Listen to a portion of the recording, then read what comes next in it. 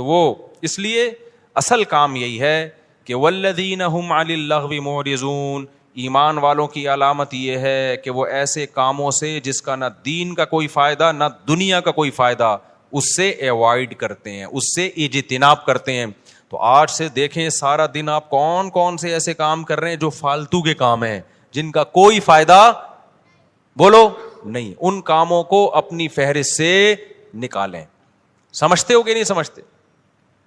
والذین هم للزکاۃ فاعلون، زکات دیتے ہیں. والذین هم لفروجہم حافظون، اپنی شرم گاہوں کی حفاظت کرتے ہیں. الا علی ازواجہم، سوائے اپنی بیویوں کے. یہ بار بار میں مضمون بیان کرتا ہوں. اہل جنت کی علامت کیا ہے کہ بیوی کے علاوہ اس کے پاس کوئی راستہ نہیں ہے، نہ ہینڈ پریکٹس کا راستہ ہے. اللہ ڈاکٹر ذاکر نائک کو دنیا اور آخرت کی بھلائیاں دے، ہمارے لیے قابل احترام ہے، لیکن انہوں نے جو ہینڈ پریکٹس والا مسئلہ بیان کیا وہ بالکل غلط ہے. اسلام کہتے ہیں مسائل مفتیان کرام کا کام ہے. انہوں نے کہہ دیا کہ مجبوری میں جائز ہے، کہیں بھی جائز ہونے کی ہمارے پاس کوئی شرعی دلیل موجود نہیں ہے. قرآن نے صاف طور پہ منع کیا ہے. ڈاکٹر لوگ عام طور پر اس کو پروموٹ کر رہے ہوتے ہیں. ڈاکٹر ذاکر نائک بھی چونکہ میڈیکل سائنس کے ڈاکٹر ہیں نا، تو ڈاکٹر لوگ کہتے ہیں یار اسٹریس ختم کرنے کے لیے. بھائی دنیا میں صرف اسٹریس ہی کوئی مسئلہ نہیں ہے.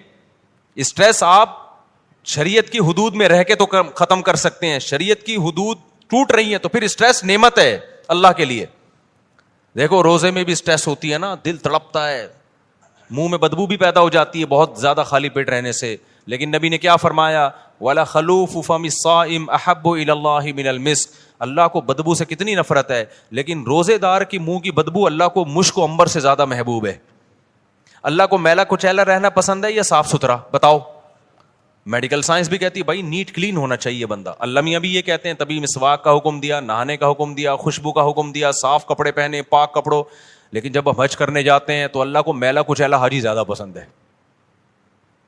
اب ڈاکٹر تو وہاں بھی کہے گا یار یہ میل کچیلا ایکچولی جرمس ایکچولی.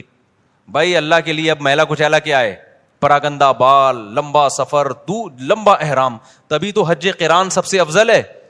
ایک ہی احرام میں حج بھی کرو اور اسی احرام میں عمرہ بھی کرو، تاکہ احرام لمبا ہو جائے. کیونکہ جتنا احرام لمبا ہوگا خوشبو نہیں لگا سکتے آپ، بال نہیں کاٹ سکتے، کنگھا نہیں کر سکتے. تو دیکھو لو جو لمبے حج کرتے ہیں نا، احرام یہیں سے باندھ کے جاتے ہیں، تھوڑے دنوں میں ایسا لگ رہا ہوتا ہے مریخ سے آئے ہوئے ہیں، یہ کہیں پتہ نہیں کہاں سے آئے بندہ. تو اللہ کو یہی پسند ہے، حاجی ایسا ہی پسند ہے. نہانے کی اجازت ہے حج میں، صابن نہیں لگاؤ، خوشبو نہیں لگا سکتے. تو بس اللہ کا ایک نظام ہے، نارمل روٹین سے اللہ نے حاجی کو کیا کر دیا؟ ہٹا دیا اللہ تعالیٰ نے. اسلام میں بال رکھنے کا حکم ہے، کیونکہ حدیث میں آتا ہے اللہ جمیل ہے، جمال کو پسند کرتا ہے. تو بالوں میں کیا ہے؟ جمال. یہی وجہ ہمارے نبی بال رکھتے تھے، بڑے بال تھے آپ صلی اللہ علیہ وسلم کے. لیکن حج میں کیا ہے؟ بولو، بال کٹا دو. اچھا مجھے لوگ کہہ رہے ہیں آپ کے کیوں ہیں؟ اب تو عمرہ کیا آپ نے. ایک صاحب کہنے لگے اس میں تو 6 عمرے اور ہو سکتے ہیں، اتنے بڑے بال ہیں. تو بھائی میں نے کہا قصر بھی تو ہے نا، ہم نے ٹرینڈ کئی دفعہ کرا لی، اب کیا ہے؟ قصر بھی سنت ہے، وہ بھی ٹھیک ہے. تو بہرحال بڑے بالوں میں زینت ہے. لیکن حج میں کیا ہوتا ہے؟ دہشت گردی کا جڑ سے خاتمہ. تو بس وہ اللہ کا حکم ہے کہ یار میرے حکم کو فالو کرتے ہو کہ نہیں کرتے. تو اسی طرح آپ کو جتنی مرضی ٹینشن ہو، اس ٹینشن کو ختم کرنے کے لیے ہینڈ پریکٹس کی آپ کو اجازت بولو نہیں ہے. اس کا ختم کرنے کا ایک ہی طریقہ ہے، نکاح کر لو جا کے. مجبور ہو کے کرو گے، کسی کا بھلا تو ہو جائے گا نا، کسی کی بچی کا، کسی عورت کو ٹھکانہ تو مل جائے گا نا. تو اس لیے ڈاکٹر ذاکر نائک بہت قابل احترام، اللہ بہت دین کا کام لے رہا ہے، مگر یہ مسئلہ بالکل صحیح نہیں بیان کیا. ایک تو 3 طلاق کا مسئلہ بھی انہوں نے غلط بیان کیا، وہ بعد میں اب ان کی رائے ویسی رہی بھی نہیں ہے، اس میں لچک پیدا ہو گئی ہے. تو لوگوں نے بہت دفعہ ایسا کیا، 3 طلاقیں دے کے جی ڈاکٹر ذاکر نائک کا کلپ آیا تو بیویوں کو رکھ لیا. میں نے بار بار بتایا یہ حرام ہے. 3 طلاق قرآن نے بیان کیا، حدیث نے بیان کیا، صحابہ کا اجماع ہے. 3 ہوتی ہیں، بیوی حلال نہیں ہوگی. خدا کے غضب کو مت دعوت دو. ڈاکٹر ذاکر نائک قابل احترام ہے، لیکن ابو حنیفہ سے زیادہ علم نہیں ہے ان کے پاس، امام شافعی سے زیادہ علم نہیں ہے، امام مالک سے زیادہ علم نہیں ہے، احمد بن حنبل سے زیادہ علم نہیں ہے. ڈاکٹر ذاکر نائک بخاری کے حوالے دے رہے ہیں اور احمد بن حنبل بخاری کے استاذ ہیں. سمجھ میں آ رہی ہے بات کہ نہیں آ رہی؟ امام بخاری کے استاذ ہیں احمد بن حنبل، امام شافعی احمد بن حنبل کے استاذ ہیں، امام محمد امام شافعی کے استاذ ہیں، امام ابو حنیفہ امام محمد کے استاذ ہیں، اور امام مالک بقیہ 3 اماموں کے استاذ ہیں. اور یہ تابعین تبع تابعین کے دور کے لوگ ہیں. پوری امت نے ان پہ اعتماد کیا ہے، اور اس وقت اعتماد کیا ہے جب یہ 2 نمبریاں نہیں تھیں، اس طرح کے منجن نہیں بک رہے تھے مارکیٹ میں. نیک لوگ تھے, پرہیزگار لوگ تھے, وہ خود صاحب علم تھے. اس وقت جن لوگوں پر اعتماد کیا گیا نا, تو مسائل میں وہ لوگ زیادہ قابل اعتماد ہیں. آج کے اسکالرز کی ہر بات نہیں لی جائے گی. سمجھتے ہو کہ نہیں سمجھتے ہو؟ تو اچھا میرے بھائی ہم چلتے ہیں آگے. اچھا ڈاکٹر ذاکر نائک بیچارے, انہیں وہ مسائل بتانا بھی چھوڑ دیں, لیکن پبلک نے ان کو چھوڑا نہیں. جب بھی کوئی جاتا ہے, حضرت آپ مسائل نہ بتایا کریں. وہ کہتے ہیں بھائی میں نہیں بتاتا یار. وہ ایک دفعہ شکایت کر رہے تھے کہ جو آتا ہے نا ایک ہی بات لے کے آتا ہے. تو اس لیے کہیں میرا پیغام جا رہا ہے نا لوگوں تک, کوئی ڈاکٹر صاحب سے ملنے کے لیے جائے نا تو کائنڈلی یہ والی بات ان سے نہ کرے. جائے تمیز سے ملاقات کرے, سلام دعا کرے, اور ان کے ادارے کے لیے کوئی تعاون کرنا ہے تو تعاون کرے, اور پتلی گلی سے آ جائے. جو جا رہا ہے کہ حضرت آپ نے وہ مسئلہ بیان کیا تو وہ مسئلہ بیان کیا, وہ کہہ رہے بھائی مجھے چھوڑ دو یار میرے حال پہ.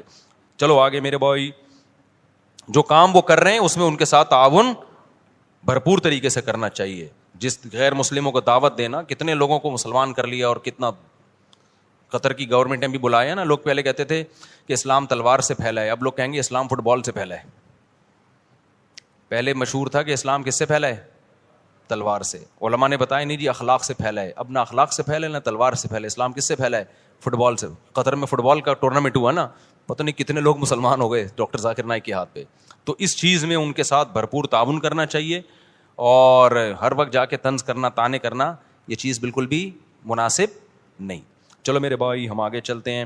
تو اللہ میاں نے یہاں پر بتایا کہ اپنی شرمگاہوں کی حفاظت کرتے ہیں, یعنی اپنی خواہش پوری نہیں کرتے سوائے اپنی بیویاں اور باندیوں سے. باندیوں کا سیٹ اپ آج کل کیا ہو گیا ہے؟ ختم. بین الاقوامی معاہدہ ہے, اب کوئی کسی کو باندی نہیں بنا سکتا. کوئی عورت آ کے باندی بننا بھی چاہے نا کہ میں آج سے آپ کی غلام ہوں, لونڈی ہوں, نہیں ہو سکتا. یہ سمجھتے ہو, اسلام نے آزاد عورت کو یہ رائٹ ہی نہیں دیا کہ وہ کسی کی باندی بن جائے. وہ صرف جنگوں میں قید ہوا کرتی تھی, اور پوری دنیا میں یہ تھا کہ یہ معاہدہ تھا. اب وہ پوری دنیا میں معاہدہ ہو گیا ہے کہ اب جنگوں میں جو قید ہوگی وہ باندی نہیں بنے گی. تو اسلام نے معاہدے کی پابندی کا حکم دیا ہے. سمجھتے ہو, کیونکہ اسلام میں کوئی لازمی حکم نہیں تھا باندی بناؤ. تو اس لیے اب آپ کے پاس ایک ہی آپشن رہ گیا ہے. وہ آپشن کیا رہ گیا ہے؟ بیوی. تو 4 شادیوں کی اتفاق سے اللہ نے اجازت دی ہوئی ہے. وہ مجھے نہیں برا بلا کہا کرو, وہ اللہ نے دی ہوئی ہے عدل کی شرط کے ساتھ, حقوق کی برابری کے ساتھ. تو وہ آپ اگر کرنا چاہیں تو میری طرف سے مجھے کوئی شکایت آپ سے بالکل بھی نہیں ہوگی. مجھے, میں کون ہوتا ہوں, اللہ کو نہیں ہوگی. جب اللہ کو نہیں ہوگی تو سوسائٹی گئی تیل لیں, سوسائٹی کی ایسی کی تیسی